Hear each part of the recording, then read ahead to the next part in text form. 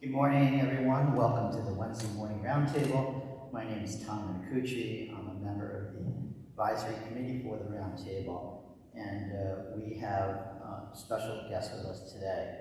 A couple of housekeeping items first. I'd like to acknowledge the committee members of the Roundtable: Robert Auckman, Ed Cato, Laura Colburn, Guy Cosentino, Stephanie DeVito, Stephanie Hutchison, Jesse Klein, Susan Martini, Meg O'Connell.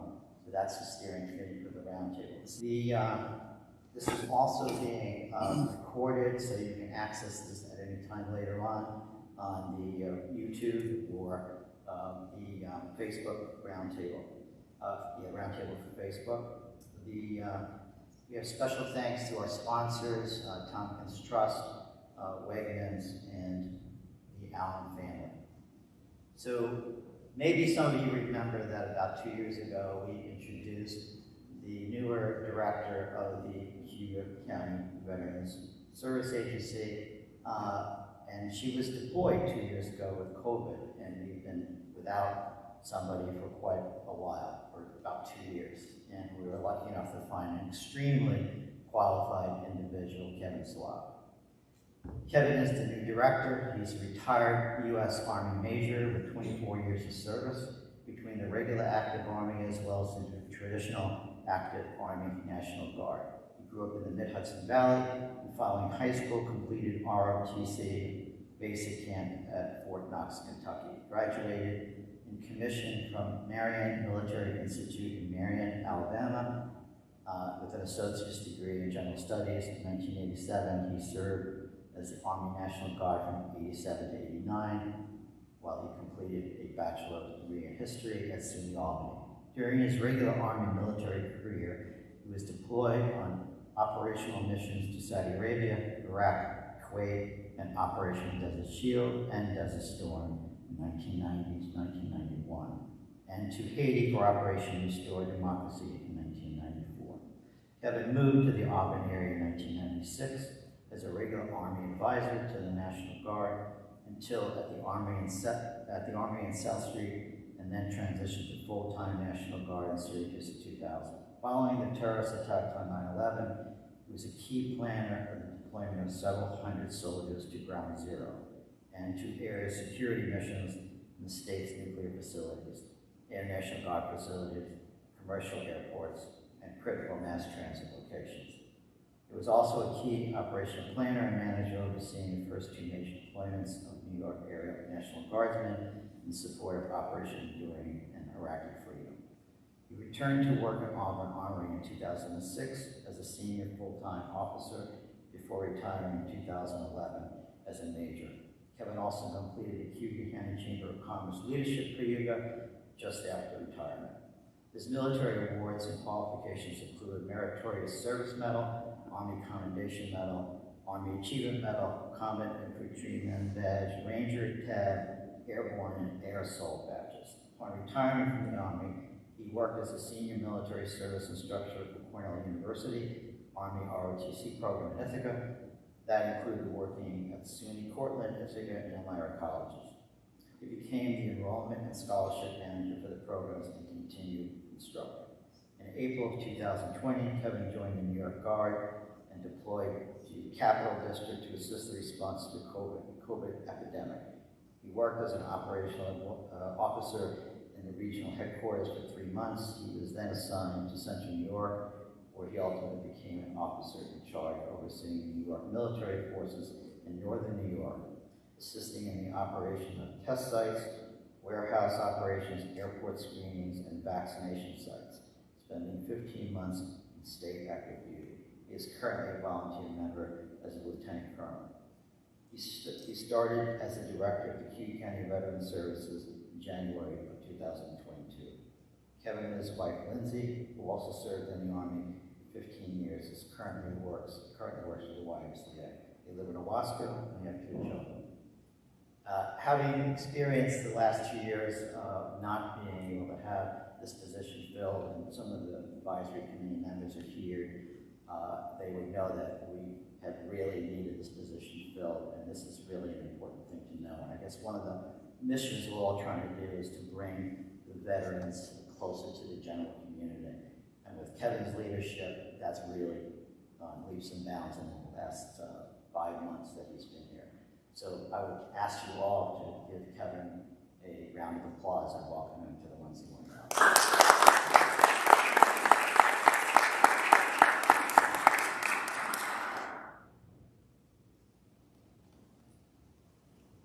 Well, good morning, everyone. I'm glad to be here. It's a great opportunity to talk about veterans and veteran issues within the community. And I'm glad that it's being recorded, so I'm making sure that I'm not going to make any major faux pas as I go. So, Leadership Cayuga, Jenny, thanks for coming. I really appreciate that. Remember that experience from years ago. Before I start, I want to introduce two members of our team, Angelo Orlino and Jennifer Wilder.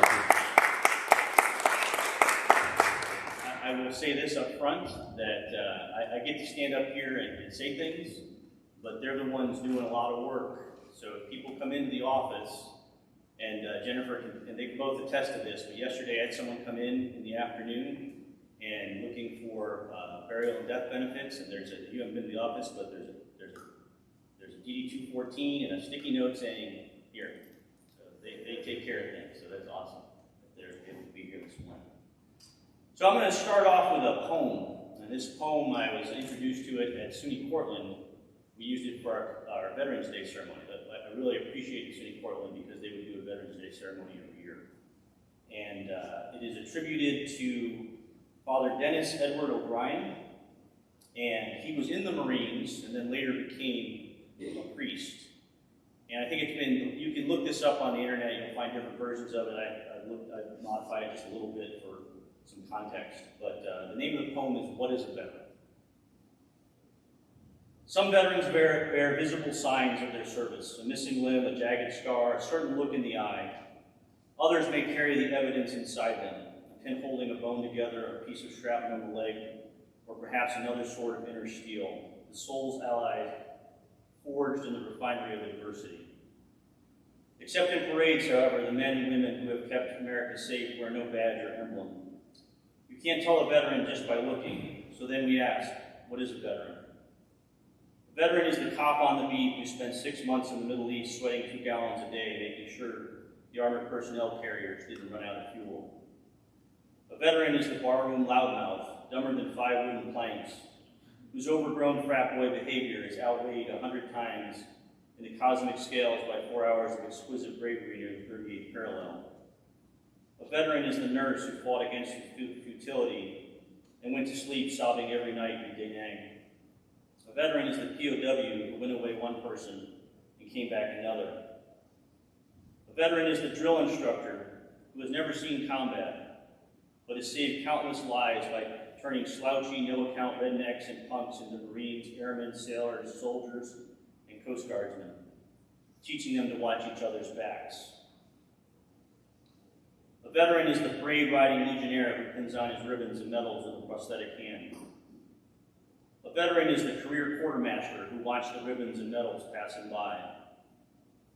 A veteran is the 3 anonymous heroes in the Tomb of the Unknowns, whose presence at Arlington National Cemetery must forever preserve the memory of all the anonymous heroes whose valor dies unrecognized with them on the battlefield or in the ocean's sunless deep. A veteran is the old guy bagging groceries at the supermarket, palsied now and aggressively slow, aggravatingly slow, who helped liberate a Nazi death camp, and who wishes all day long that his wife were still alive to hold him when the nightmares come. A veteran is an ordinary and yet extraordinary human being, a person who offered some of his or her life's most vital years in the service of their country, and who sacrificed their ambition so others would not have to sacrifice theirs.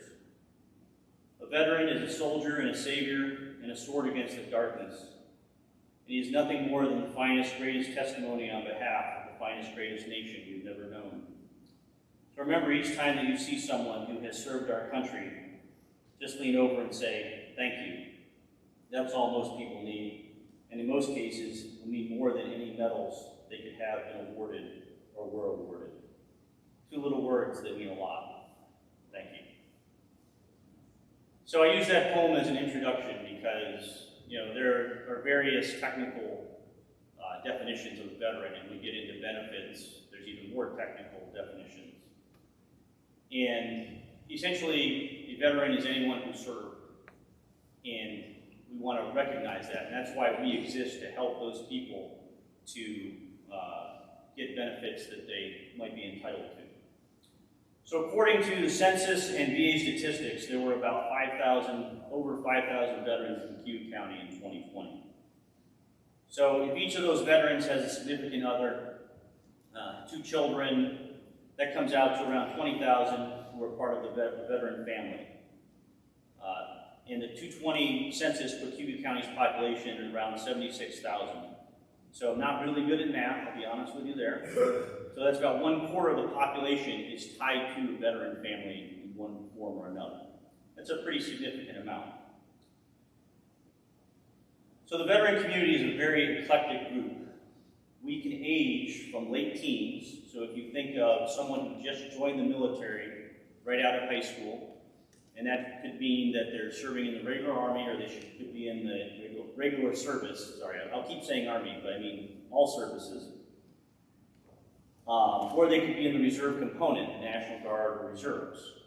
So you've got some younger people, and then you've got older people who served long ago and have been in the community a while. So it's quite the age range that we're dealing with. And we also have an ever larger number of veterans who are women. And I was talking to someone the other day about how they saw a veteran sticker on a car and almost made the assumption that it's probably a man, but then a woman got out. My wife served in the National Guard, as was mentioned, and so we're very cognizant of the different issues that men and women face. There are differences. Some of our veterans are still serving in the National Guard and Reserves. And in fact, we mentioned Jessica Strassel. She was in the Air National Guard, and she got called up for the COVID mission. And that mission is still ongoing for the National Guard as well. I was a part of that, but in a different capacity with the New York Guard. And all those Army and Air National Guard members who have been on the COVID mission are now officially eligible for a lot of veteran benefits. And so we think often about service members who deploy overseas, but there are also other missions that service members have that they do active duty and they might still be in the States. Many of them are retired, but many are still integrated into our communities. They come from all branches of service. Some served a little while, and some have served many years. A few examples that we have of veterans in the community are county legislators, town supervisors, we have some mayors, we have nonprofit leaders, leaders of other organizations, and business owners. So veterans are integrated into the community, even though a lot of times you won't even know. My point is that these veterans are woven into the community. Sometimes you don't even know it unless you get to know them in a more close manner. But then you can say that veterans have the same needs as everyone in the community. So what makes the veteran community different is something that was in that poem I read earlier. It is a person who offered some of his or her life's most vital years in service to their country. We think a lot now about the all-volunteer force, and we don't have a draft anymore. But even during times of draft, people had choices. Some options on if they would serve and whether they would serve honorably. With honorable service comes some additional benefits veterans have access. This is the why the Cayuga County Veteran Service Agency exists. One point I always make is that we are not the VA. I'll hear a lot of times, well, go see the VA up on Genesee Street. We're not. Well, now that there's a VA clinic, people get confused. But we are not the VA. We are county employees that help veterans and their families utilize resources to improve their quality of life. Essentially, anything that ties into that statement is what we do. And if a veteran or family member has an issue question, just please point them to us. Everyone I talk to, leaders in the community, politicians, I say, if you have a veteran come up and they start complaining about the VA or this or that, just point them to us. That's what we get paid for, field questions. We'll find an answer, and I like to say sometimes the answer might be no, but we'll see what we can do about it. So many of the resources that we use are from the VA, but the distinction still needs to be made that we are not the VA. In many cases, we are actually advocates for the veteran to the VA. So we are a small agency of 6 positions. I already introduced Jennifer and Angelo. We have a minibus that we provide transportation to veterans to the VA clinic, the VA Medical Center in Syracuse. And we have 2 part-time drivers that do that. And my hat is off to those guys. They are up early in the morning because they're picking up veterans in many corners of this county. And if you've ever driven from north to south in this county, it's quite the drive in quite some remote areas. And so they'll pick up veterans early in the morning to get them to appointments at the VA. We usually like to schedule them between around 8:30 to 11:30. That's our sweet spot. So that they can get up, they don't have to get up ridiculously early, and then we get people back home in time to do some things during the day. But they're hard workers, and we appreciate their efforts, and I think that sometimes they're not recognized maybe the way they should be, but they put in some long days driving that bus, and my hat's off to them. Then there's my position, and then we have a deputy director, which is the other authorized full-time position, which right now is vacant. So if anyone is interested in being the deputy director of the Veteran Service Agency, just go online and apply. So I just want to throw that out there as a plug. We're getting some applications in, but I'll still look and see who else could be interested. So before I start talking about benefits, I want to caveat that most of the benefits that are available through the VA, the veterans have to have other than dishonorable discharges, with a service requirement of at least 90 days. And there's some nuance to that, but I want to throw it out there. And that's one of the things I mentioned was, for veterans who served, even if they were drafted, they had a choice how to serve. They could serve honorably or potentially get a dishonorable. And unfortunately, if they received a dishonorable, then there are benefits that they're not going to be eligible for. Now, there is a recourse if someone thinks that they were discharged dishonorably and it wasn't warranted. You can appeal that. I'm not saying it's going to, be overturned, but there is a chance to upgrade some of the dishonorable discharges. So one of the key tasks that we assist veterans with is disability claims. A disability claim is a veteran's assertion that a current medical issue is tied to military service. With this connection, the veteran is compensated for potential lost wages and quality of life with a monthly payment. Employment preference, vocational training, free medical care for disability, discount life insurance, access to funds for home modification if required, and home care also if required. So if a veteran has a current medical condition that can be tied to their military service, then they could get a rating, a disability rating with the VA. And a lot of the veterans that we're dealing with now are Vietnam veterans. And there are a lot of presumptive conditions that come from service in Vietnam. And essentially, if a veteran has diabetes and they were in Vietnam or in the Navy within 10 nautical miles, is that 15? They moved it up. 10, 15. If you have diabetes, then it's presumptive that you could have been exposed to Agent Orange, which contributes to diabetes. And it's that sort of thing, is people don't necessarily think about it. They think, well, diabetes, it's a thing, but it could be tied to military service, and you could get a disability and some other benefits for that.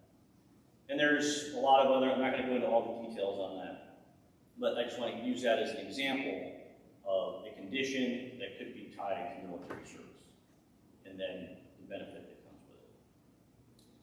Other claims that we assist with are veteran and survivor pensions, where a veteran family member meets a low income and care needs, and it could include aid and attendance if qualified.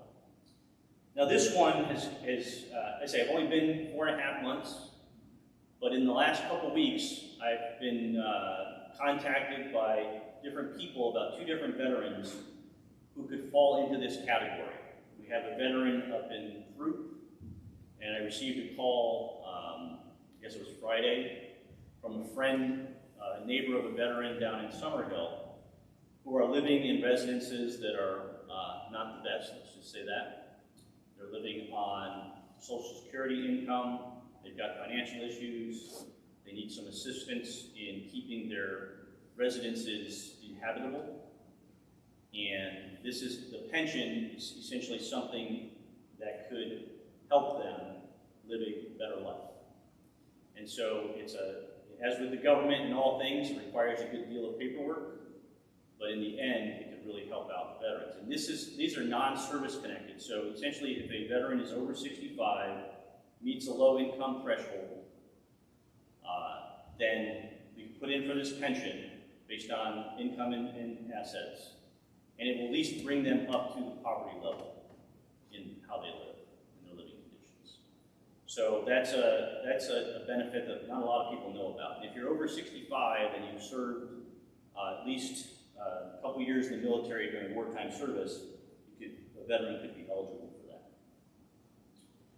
We also work on dependent compensation for families of veterans who died in service, or if they died of a service-connected condition, and that condition must be established before they die. So another thing we have found is that we have veterans out there who could have been eligible for benefits, and then they pass away, and their family starts going, well, my relative was a veteran, and is there anything that you can do for the surviving family member? And if they did not have a claim on file, there's nothing we can do. So I want to encourage, and this is part of the reason I'm here, is encourage veterans to come in and see if they are eligible for something, not necessarily for themselves in all cases, but for their family members as well. And that's just the word we want to get out, and I'm going to enlist you to help with that here at the end. So one rewarding but sad benefit we assist with are for death and burial. So if a veteran's family can get a benefit to help with burial expenses. In fact, I had someone stop me off, as I said yesterday, father served, and so we'll work on that with that as well. Another benefit we don't directly deal with, but is available to veterans, is health care. VA health care has been working hard to overcome a bad reputation, and I believe it has come leaps and bounds over the last 10 years or so. And I mean, I think if you've been around a little while, you saw stories about really bad conditions in some of the VA medical centers. And fortunately, the government put some money into it, federal government, and I believe that they've done a decent job of improving the VA healthcare system. So veterans are generally eligible for VA healthcare if they served before September of 1980, served 2 years on active duty, or for the full period they were called to active duty, or if they were released early or discharged for a condition that was caused or made worse by military service. The key there is, in some cases, you don't know. But if you served for 2 years before 1980, then there's a good chance that you can be eligible for medical care. VA health care is low or no cost, especially when dealing with military-related issues. If you have a VA disability for something, then any treatment for that condition is covered by the VA at no cost. We're very fortunate to have the VA clinic here in Auburn, and I think that clinic is kind of an example of how the VA healthcare has improved, because the VA clinic used to be attached to the hospital. I went there once, and they did good with what they had over there, but it was kind of an annex to the hospital. It was kind of hard to get to. If someone came in a wheelchair, you had to call somebody out to do the elevator, and there was, it was kind of complicated. They said they did the best with what they had. But when they were able to take over the old Rite Aid and create the clinic there, it's a great facility. So I think that's a good example. We're fortunate to have that right here in Auburn. And we talk about Cayuga County being very tall. Up north, so people up in the Fairhaven area, there's another clinic in Oswego, so that one's probably closer for a lot of veterans in northern Cayuga County. And there's another clinic in Freeville, which, if you don't know where that is, it's between Ithaca and Portland.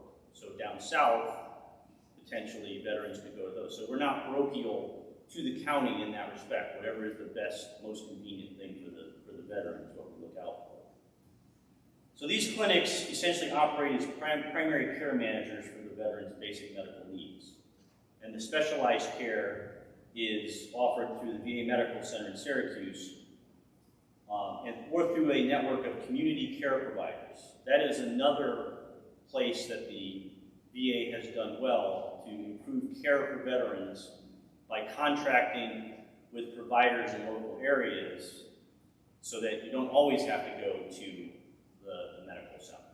Now, the challenge with community care is it takes longer to get an appointment. I had a medical procedure that I had done, and they said, well, do you want to go to the medical center, or do you want to try and do it in Auburn? I said, well, let's try and do it in Auburn.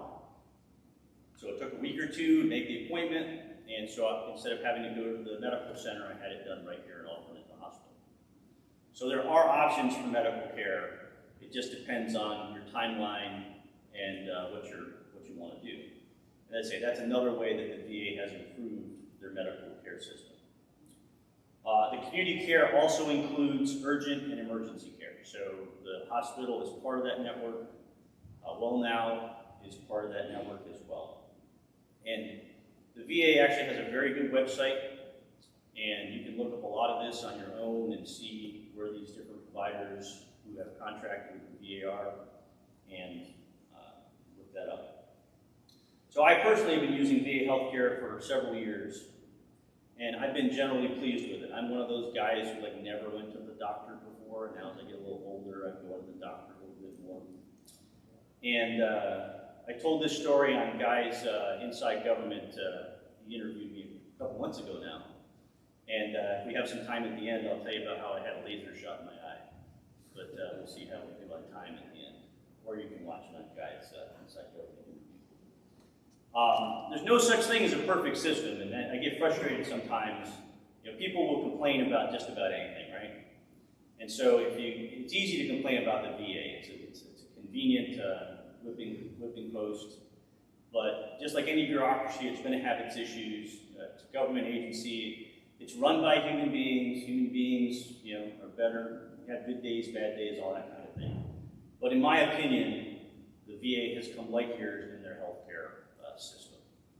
And so, as I said, I've been using it. Haven't had to do anything too in depth, but I also have people I know who have used it and have been generally pleased with it. And you hear about issues with all medical providers. So one of the areas that we're looking at more is mental health. And I would say if there's a gap locally for veteran care, it's in the area of mental health. Because I looked on the community care portion of the VA website, and there really aren't any providers in the local area. There is a behavioral health, mental health clinic in Syracuse for veterans, but here in the local area, it's really sparse. And the fortunate thing is that the state is going to be allocating some funding for veteran mental health in the upcoming budget. And there's also an opportunity for a federal grant to get some federal mental health funding as well. And I'm going to tell you right up front is that I've talked to Lauren at Cayuga County Mental Health, and she's looking into this. And I applaud them for helping. They're going to be the heavy lifters on this, because I am in no way, shape, form, or manner ready to take that on in this capacity that we have. So I'm working with the Cayuga County Mental Health to see what we can do to improve mental health availability here in Cayuga County.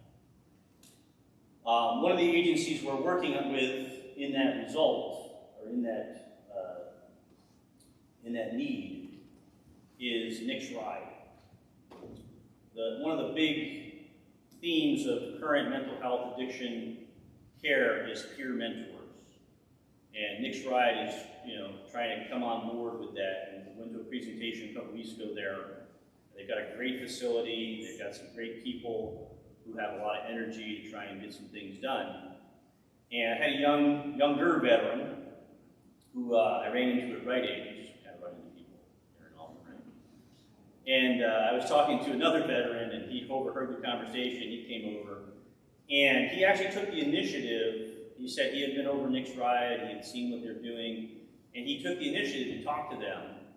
And on your way out, you're going to see a flyer for what's called the Veterans Gathering, if you haven't already picked it up. So on Thursday evenings, it's an opportunity for veterans who want to just get together in a non-drug, non-alcohol environment and just hang out.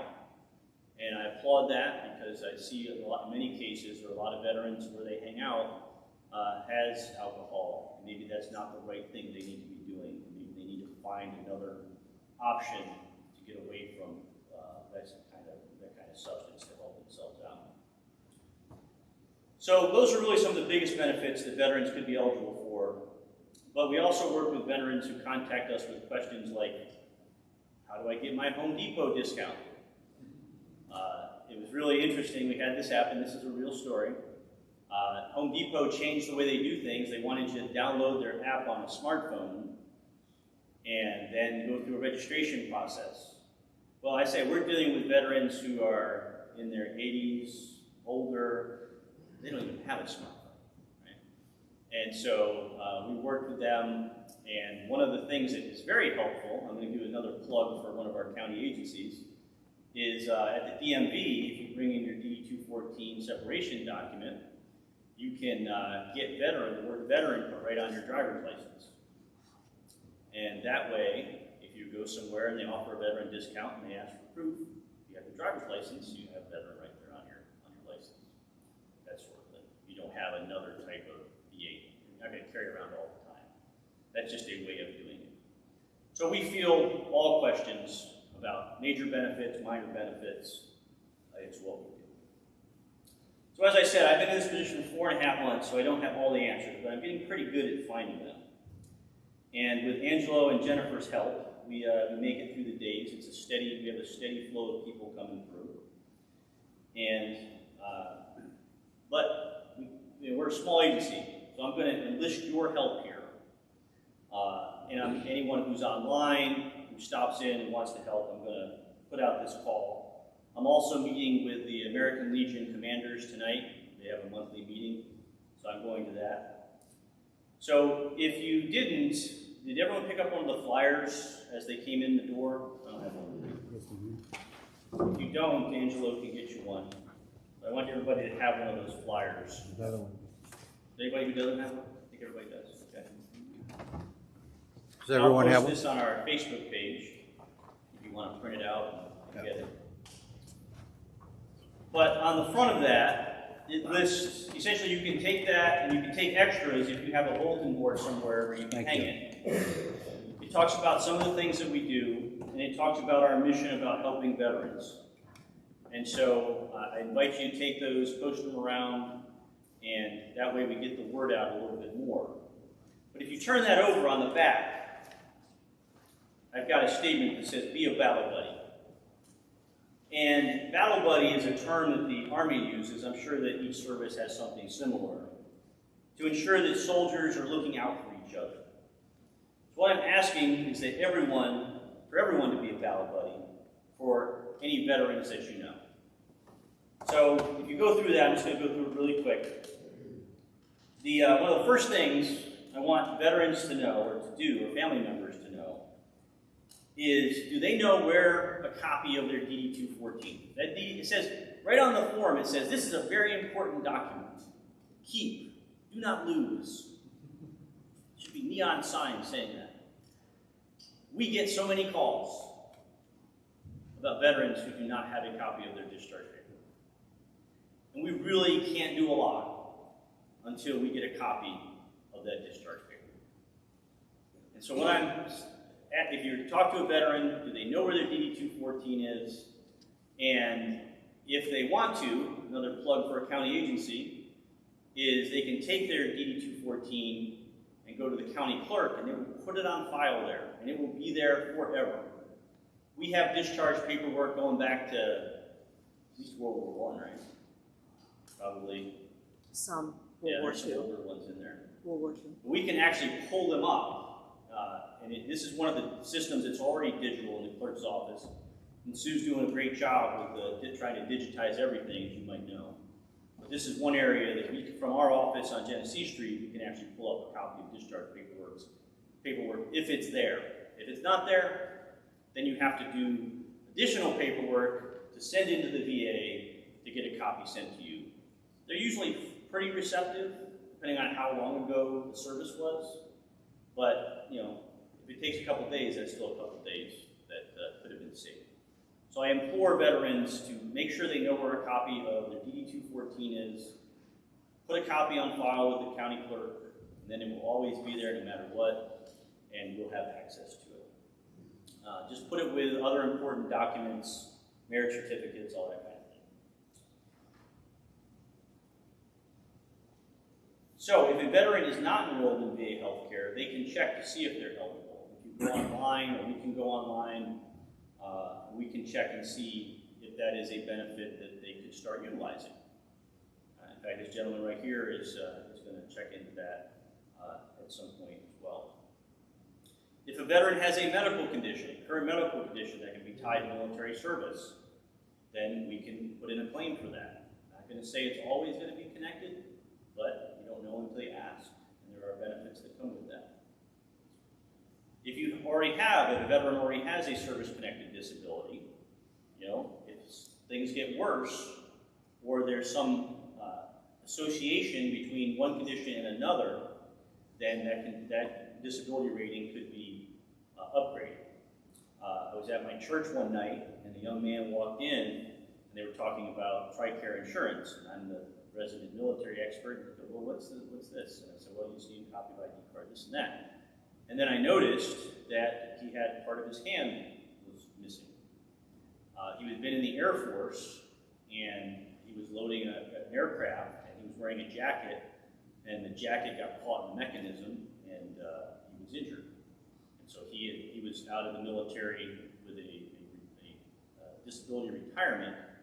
But if you have lost limited use of one hand, you will overcompensate with the other side.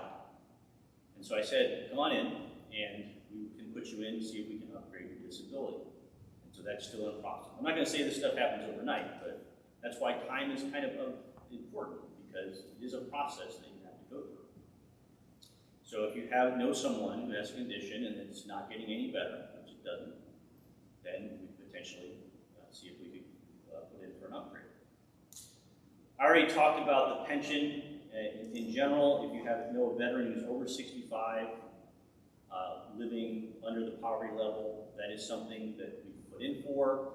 And if they get the pension, then there are other benefits that can come as well. The first step is to see if they're eligible for the pension. Another thing I want everyone to know about, and again, it goes to the county clerk's office, is the Return the Favor program.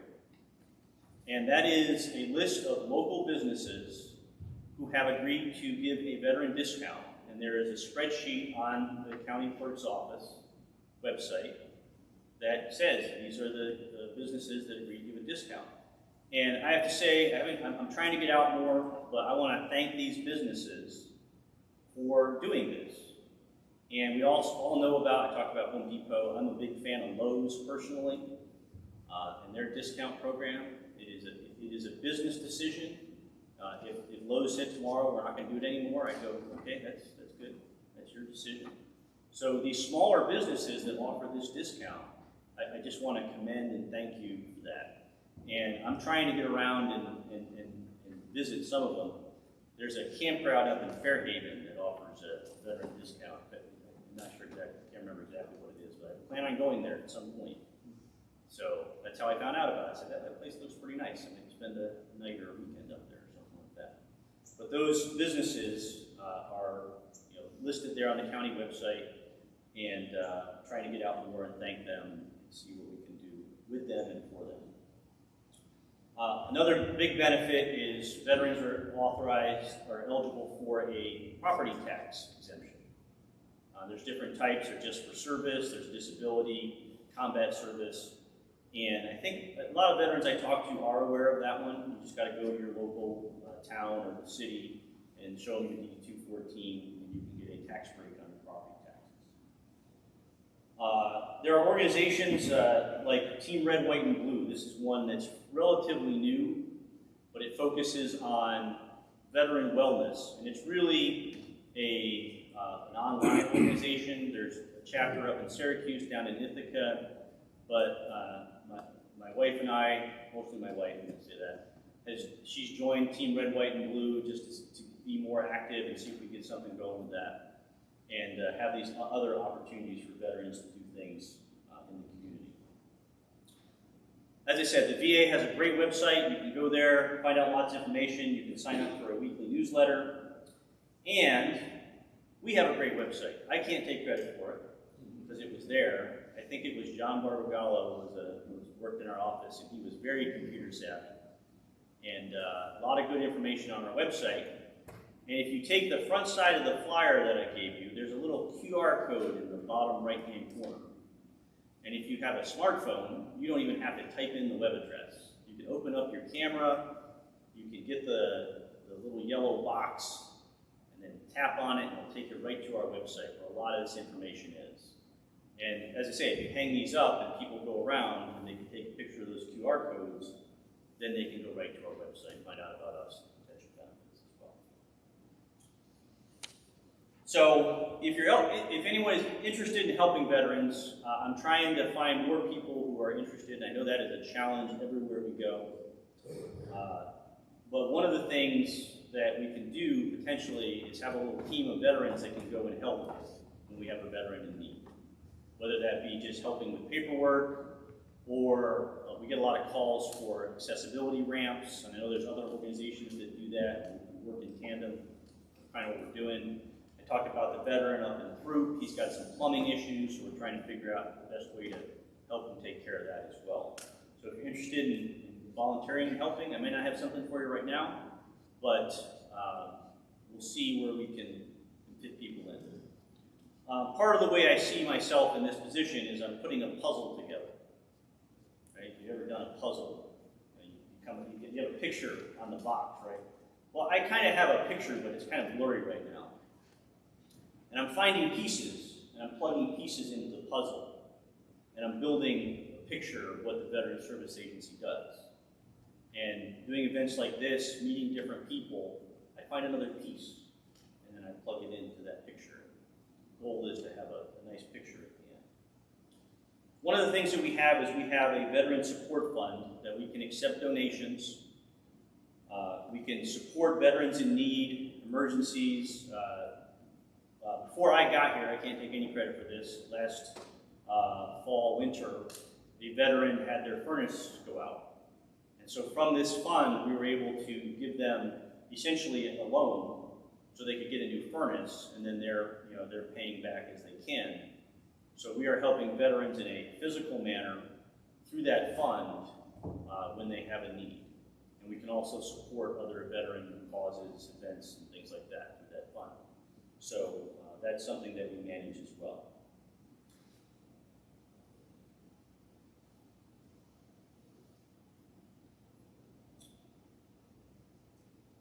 So one thing with the fund is Jim Orman called me up and says, "Hey, Kevin, you want to have a golf tournament?" Any golf player? I haven't played golf in years, so this might be a good opportunity for you to get out there.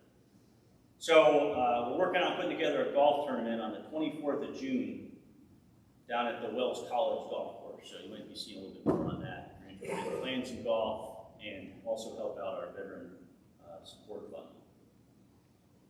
So as I said, I'm trying to do a few initiatives, tie veterans together, benefits in the community. It's a process, obviously. It's not going to happen overnight, but I think each day we're getting a little bit better. My belief is that we have a strong veteran community that in turn makes the entire community stronger. Memorial Day is coming up, and Saturday is Armed Forces Day, if you did not know. So Armed Forces Day is to recognize those who are currently serving. And Veterans Day is designed primarily for those who have served, and Memorial Day is obviously those who have died in service to our country. And as I've thought about that, I think a lot about how we honor those who have passed. But I think one of the ways that we can honor those who have passed, and I came up with this little slogan, that we can honor the fallen by supporting the living. So if you think about those service members who died in service, how would they want us to live today? And it is my belief that they would want us to live by helping each other. Not fighting with each other, helping each other. And we see in our society a good amount of division. And so on Memorial Day, I'd like to see, and into the future obviously, how we can come together to honor their memory by serving each other and helping each other out. So on that sheet, you have our contact information. As I said, we're a small office. If you call and we don't answer, please leave a message. We will call you back. But we also use email. That's on there. And we have a Facebook page. If you have Facebook, you can like our Facebook, like and follow our Facebook page for updates there. If you come to our office, we appreciate appointments, because as I said, I'm the only full-timer there right now, and I'm not always in. I've been doing events. And so if you come to the office and no one's there, then you made an appointment, you don't have to worry about that. Throw that out there. So on your way out, you're going to see a couple of additional flyers if you haven't already picked them up. Senator Mannion is hosting a Veteran Resource Fair on the 14th of June, which is also, you can tell me, your quiz for the morning. What's that? Flag Day. It's also, for those of you who are in the Army, it's the Army birthday. So those coincide. So I just want to throw that out there. So that's going to be over at the community college. Also during that Veteran Resource Fair, Nick Valenti is going to be recognized. I think a lot of you know Nick. He's also part of our advisory board. And I also mentioned the Nick's Ride Veteran Gathering flyer. So I'm trying to get that word out as well. So I want to encourage the veterans and families to reach out to us to see how we can help. And if we don't know if someone needs assistance until somebody has. So please point them in our direction. Thank you very much for this opportunity. And I guess we're open for questions now.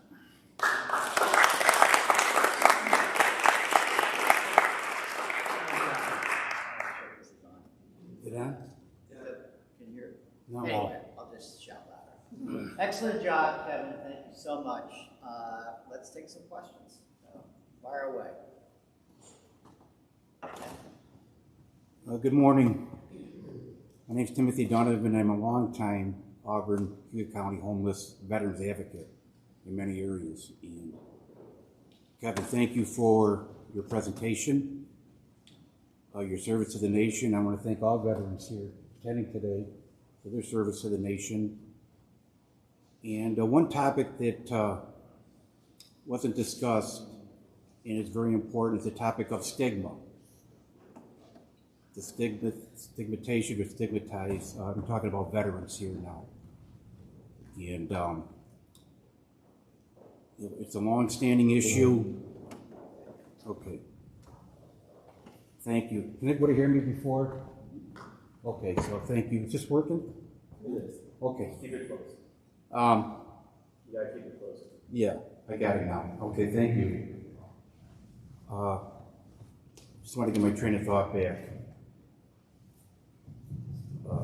It's stigma can be a devastating and a barrier to one's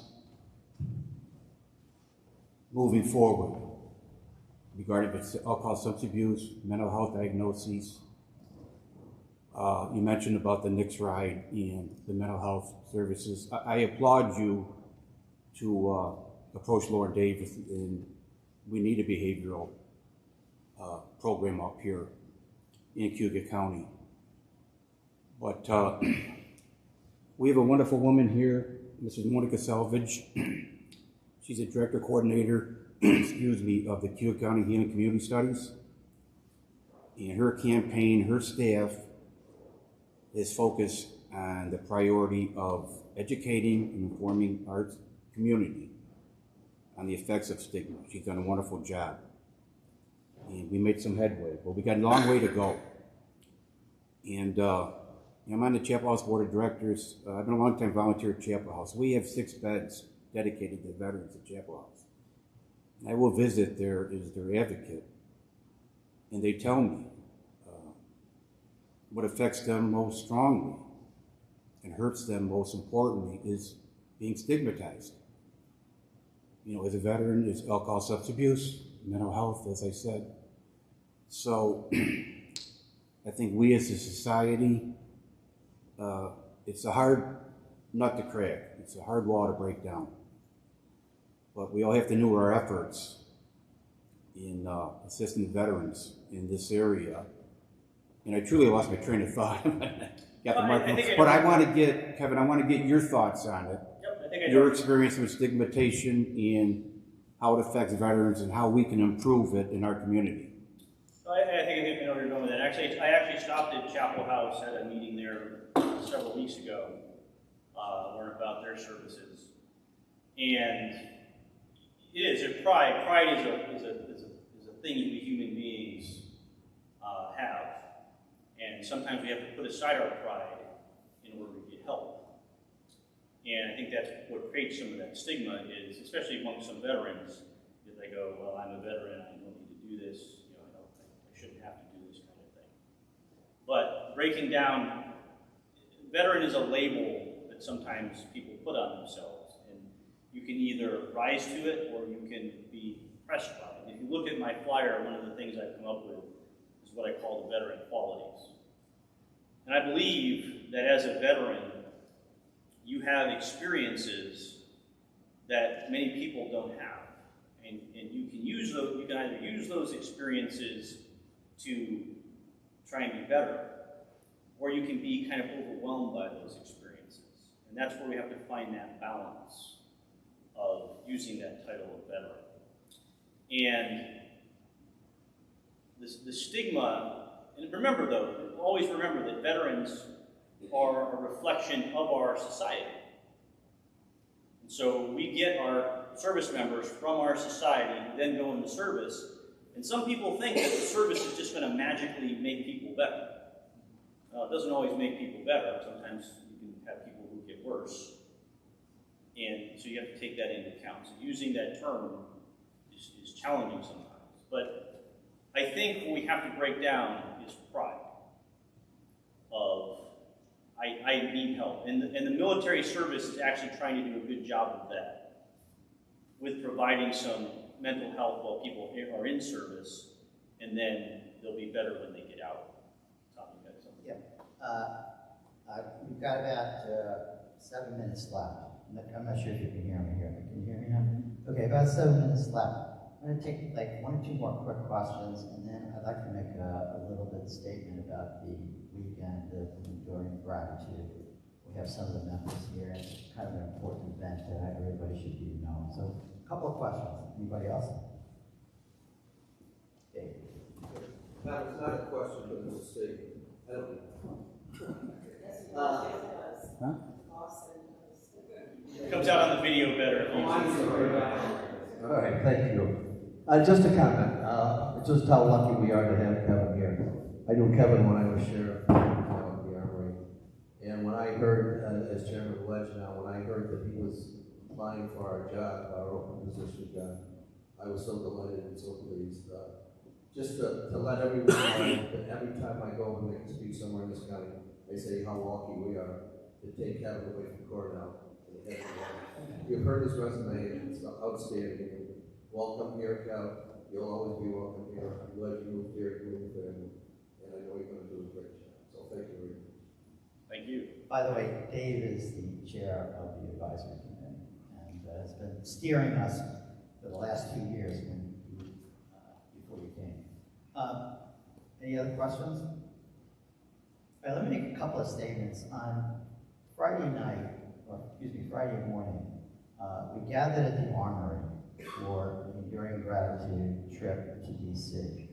And if you talk to anybody who went there, they're stunned by how wonderful the whole experience was. We get there, we get fed, we get all kinds of things. Tom's got a shirt on. They gave each person 3 shirts, so they had a clean shirt for every day. They gave us blankets, they gave us pillows, they gave us food. We arranged to have lunch in Pennsylvania, courtesy of J.D. Pappas, where he grew up. There were all kinds of things. Everything was donated and paid for, and it was. But the most important thing is, all these people got front row seats, especially these people in wheelchairs, to all the major things. I'll give you a quick list of where we went. And by the way, your successor, Dave, Brian, gave us escorts all the way down to the New York-Pennsylvania border, and also picked us up on the way back. It was just an amazing thing. So we leave, after all that, we leave and we drive around, and all these kids from the grade schools were waving and things. We stopped at the City Hall, Mayor Quill came on, gave a talk. Everything was like first class. And so we get down to our hotel, and we get to go to this unbelievable Marine parade. When I say unbelievable, I mean unbelievable. I was in a marching band. I don't deserve to be in the same room with these people. And they were amazing. And then the next day we went to all kinds of memorials.